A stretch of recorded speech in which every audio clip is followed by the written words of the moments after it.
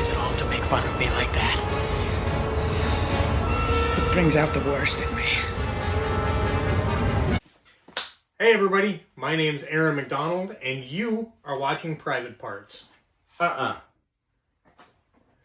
got something to say about that. My name's Aaron McDonald. And I'm John Forsyth, making my triumphant return. And this is Parts.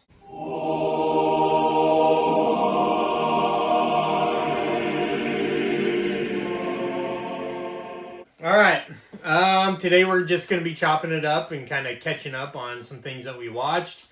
And this is going to be kind of more of a free... I mean, they're all free-flowing. Freeform. Probably closer to little parts. Right. But that's what I bring to the table, right. all the little parts. That's my favorite part. So we're just going to be... This is going to be more of a conversation. Absolutely. Like a reintroduction, as it were. Yeah. Yeah, I came down here to sunny Florida, hence my beautiful robes, and to see my mostly platonic life mate, John. Mostly.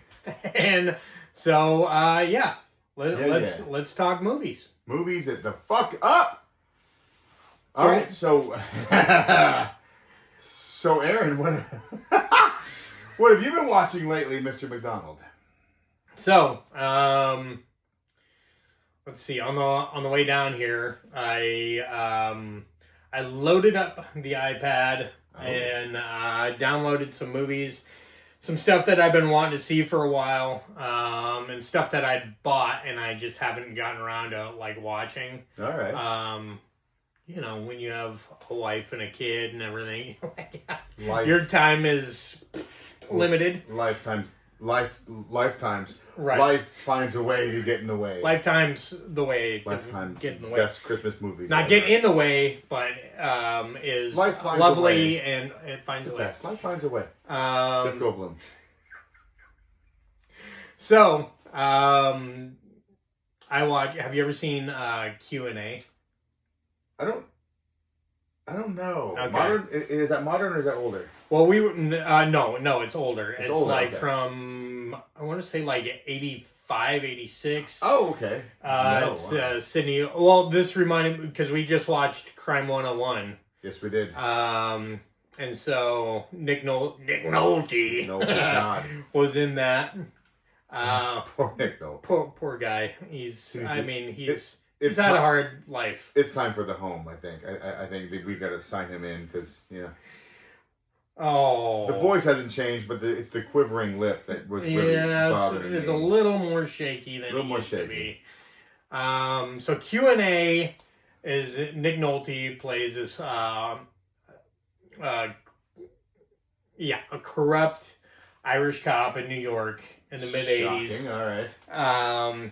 Dude, in this movie, he's just like this animal. Like, he's always like, when he's, Was his name? Was this post 48 hours? This is post 48 hours. Okay, all right. He's got this big, like, handlebar mustache. Like cowboy and, stash. like, slick back. And then he's a brunette in this movie. Like, Really? brown hair. Yeah. And he's just, dude, he is the scariest I've ever seen Nolte. Even more than, what the hell was his name? It was Nick, what was his name in 48 Hours? Oh, fuck. Cage. No, it was Katie. Nick Cage. Nick Cage. Nick Cage was amazing for 48 hours. Cherry Gans. Cherry Gans was T-Bird. No fucking way! No. Gans' brother. Yeah. I want the fucking Iceman.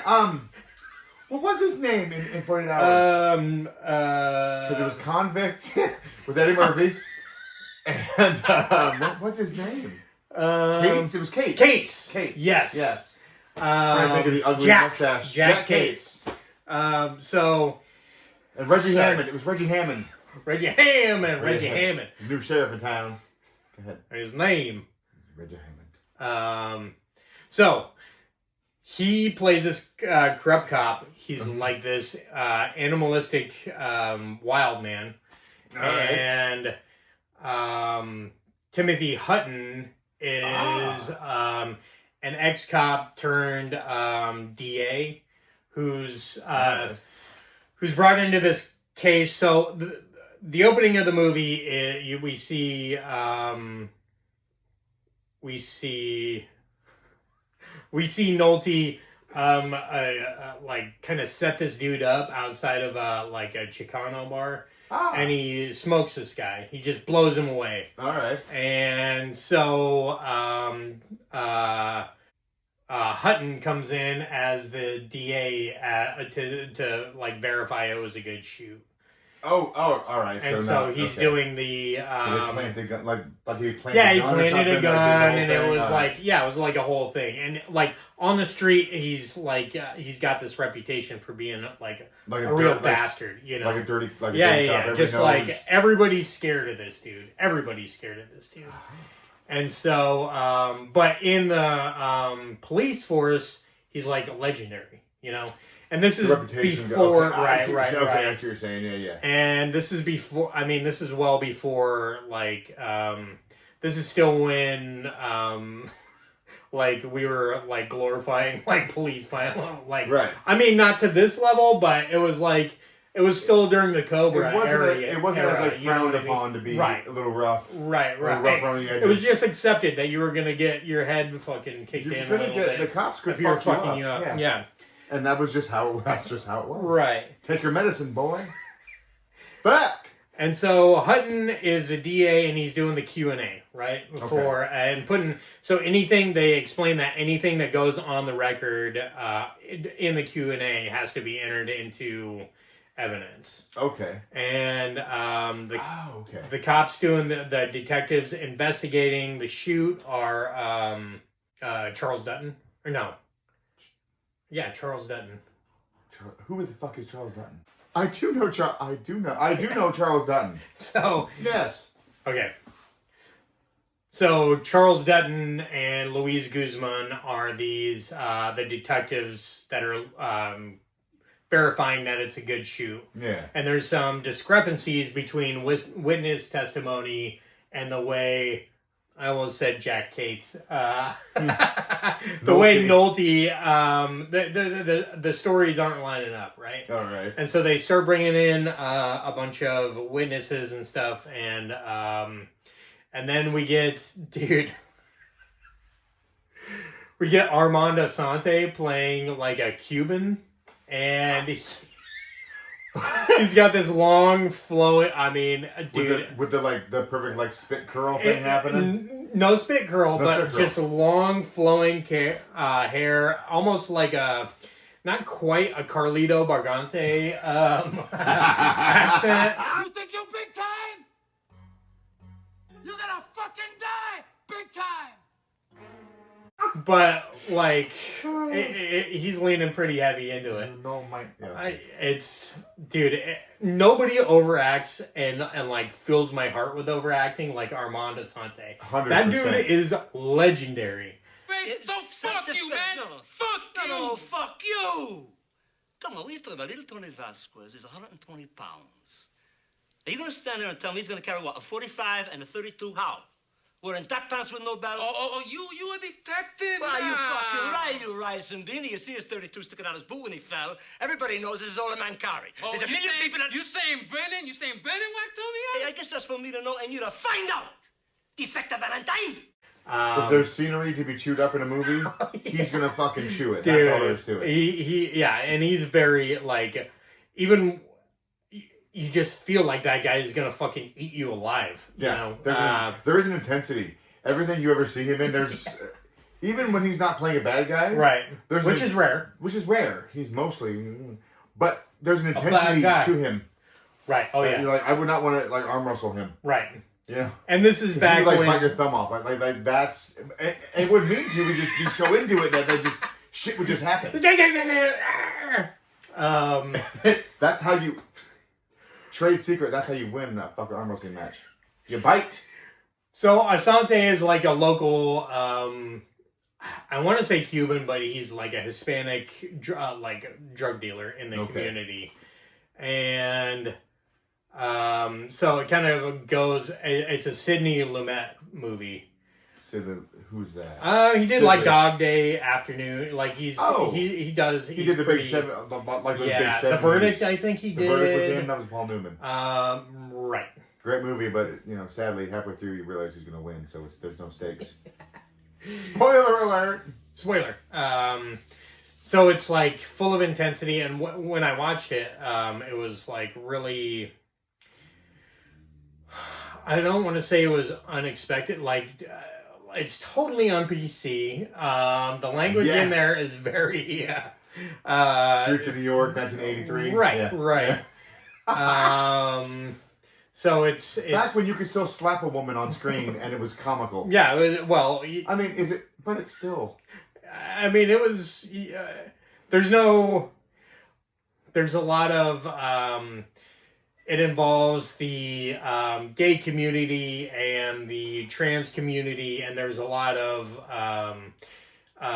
Nick Nolte being a very vicious human being. So he's not a fan, is what you're saying? He's just not a fan of anybody except for other police humans. All right, so he's corrupted and he's dirty, but at least he has there's a loyalty there with his his brothers in arms. He rides the blue line. The thin blue line, if you will. But it was really good, man. Like, I would totally be aware that the language is of its time. Thank you. Yeah. But it was really good, man. That was on the heels of watching China. Have you ever seen China Girl? I know the song. Okay, China Girl is directed by Abel Ferrara. And it's Abel Ferrara's kind of Romeo and Juliet story about an Italian gang and a Chinese gang in Chinatown. That sounds familiar. That dude, sounds it's familiar. so good, man. So shockingly good. China Girl. Yeah. Who's in it? It was David Koresh is in it. Okay. Ooh. Pimpin' like David Koresh. Is it John Russo? He's in a bunch of Ferrara movies. Oh, he was in James Wong. David Caruso.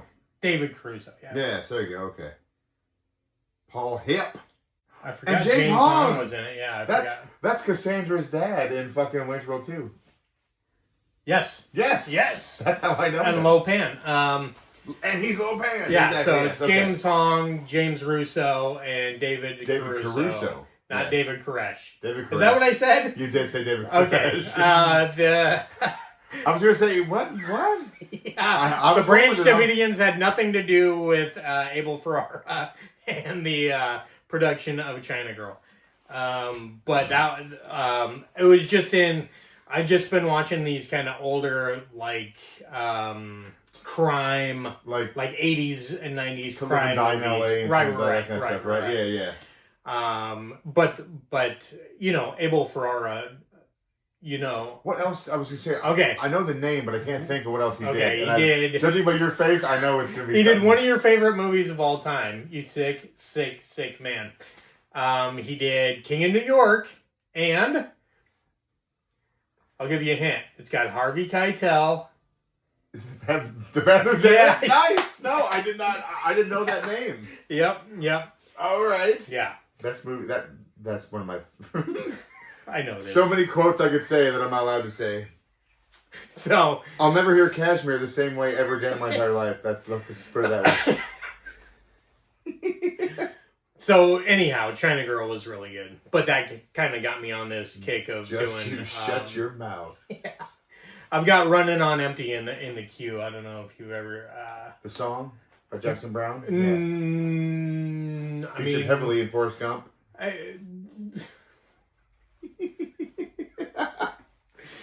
Okay, so that's what I watched on the plane over here. All right. That and I'm rewatching True Detective to kind of fill in the gaps. Where are you at all? I just started watching the first season. This is like my third time through like season 1. All right, third time. God damn, all right. But True Detective I thought was phenomenal. My brother-in-law, that was one of his favorite shows. And he told me about it he just raved about it, and I never got to it. It took a few years for me to get on board, but holy shit, what a show! Yeah, the first season is probably up there for me with like Breaking Bad as like one of the best examples of what TV can be, what TV shows can be. Right. In a cinematic style. Hello? Did you turn off your vibrator? Is that my... Is that your phone? You might not even be able to hear it. You're bumping up. Excuse us. We're a mess. We haven't done this for a long time. The rust is thick. But True Detective, the first season is phenomenal. Like that's such a perfect piece of television. The other seasons, I know the Rachel McAdams, I think that was season 2. Yeah. I thought that one was really good. I know it got shit on. I know. I think that's an underrated. I always maintain that True Detective season 2 and Sin City: A Dame to Kill For. If those would have come out before, like Sin City and season 1 of True Detective, then they would have been it would have been like a big deal. Yeah, they wouldn't have been shit on. You know, absolutely. Actually, that's a good point. You know, it's hard to maintain a standard. Season 3 is fucking super good. Season 3 is great too. The only one that I like season 3 a lot. Actually, I thought that was, and I love season 2, but I thought season 3 was a little more on par, closer to season 1. Right. To be just as far as the storytelling and the structure and the investments and the actor, I never say his name. Mahershala Ali. But it also had fucking Steven Dorff, dog. Who's also in Sin? Is he in Sin City? No, but he is in Deuces Wild. Who's Yellow Bastard? Isn't that? No. That's that is right on my tongue. I know. Because I always get Steven Dorff and him confused, and I don't know why. That's the craziest thing you've ever said in your life. It makes no sense, but in my head, it's a wild statement. They're interchangeable. In my brain, Nick Stahl. Nick Stahl, thank you. That was Yellow Bastard. So he's not in season 3 of True Detective. Also, Stephen Lang is not in the Yellow. He's not Yellow Bastard. He's not Yellow. He wasn't in Bully. And he wasn't. We're gonna talk about that later, sir. But speaking of Florida. Hell yeah! Florida, there you go, baby. See, it all comes full circle and down the drain. But season 4, did you watch? I did. The Jodie Foster season. I did. As I call it. I liked it. It was just a different. It was just a different deal. Their season 5 is in production right now. Are they doing a 5? And the Jodie Foster season, when they're in like Alaska, the setup was so very horror, very much, the fucking thing, right? Like it was very. The setup was so intense and so brilliant, so well filmed, and so well written, and the characters were great. And then you kind of veer off, and you get to know your cast of characters and all that. But to me, it never got back to what made that opening, that like the first episode. You never got back to that style of writing and the storytelling. There's something about that first 20 minutes that I thought was like Matt, and it hooked me. The whole season I wanted to get that back, and it never came back for me. It never delivered, and that's what I was disappointed with 4. But overall, I didn't hate it. I don't think it warrants the hate that it gets. It wasn't that bad, but again, like you said, if you compare it to the previous seasons. It's just a different beast, it's a totally different show. It's a whole, exactly. Like it's not fair to compare. If that was just called Night Country, it would have been it probably would have hit a lot different. I think that was, but putting the true detective tag on there, I think did not do that season any favor. Right, there's an expectation with that. I mean, I'm sure they did that to like pull in to get more viewers. Yeah, but they didn't have to do that. Did you ever watch The Night Of? Yes, that was phenomenal. And they didn't have to. That could have been a True Detective. I mean, in fact, that would have made sense. That would have made sense being True Detective over Night. What's it called? I think it is Night Country. Is Night Country? Yeah.